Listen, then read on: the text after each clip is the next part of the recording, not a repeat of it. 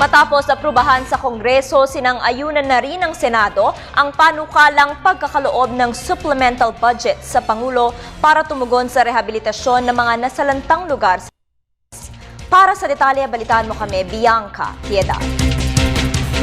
Aprobado na sa committee level ang 14.6 billion pesos supplemental budget para sa 2013 na gagamitin bilang calamity fund sa mga naapektuhan na nagdaang mga kalamidad at trahedya sa 8 rehiyon ng bansa.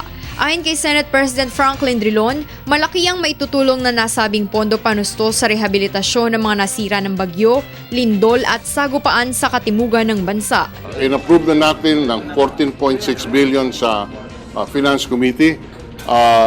Sisikapin naming tapusin sa Senado ng Martes, December 3, kasama na yung joint resolution kung matatapos sa House. Dagdag ni Drilon, hindi pa nila maaaring talakayin agad ito sa plenaryo kung hindi pa tapos basahin sa Kamara.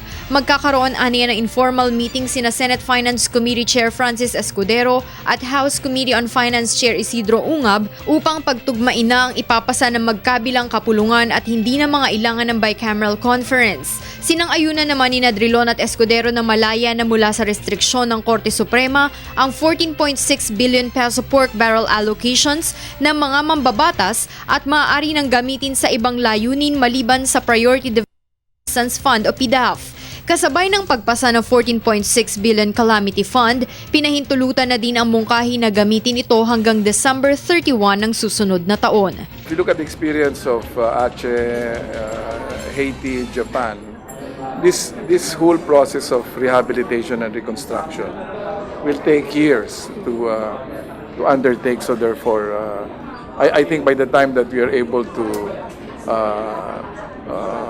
consume all that money, you would be moving to another year of operation. So, samantala, itinakda din ang mga probisyon para sa transparency ng paggamit ng supplementary budget at tiyakin na magagamit ito sa tamang pinaglaanan.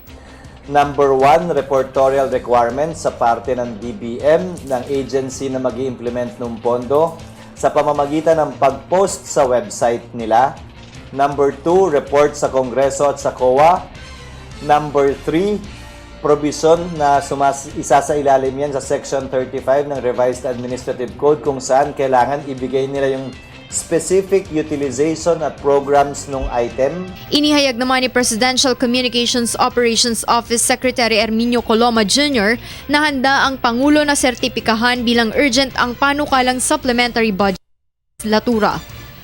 Para sa Telebisyon ng Bayan, Bianca Piedad.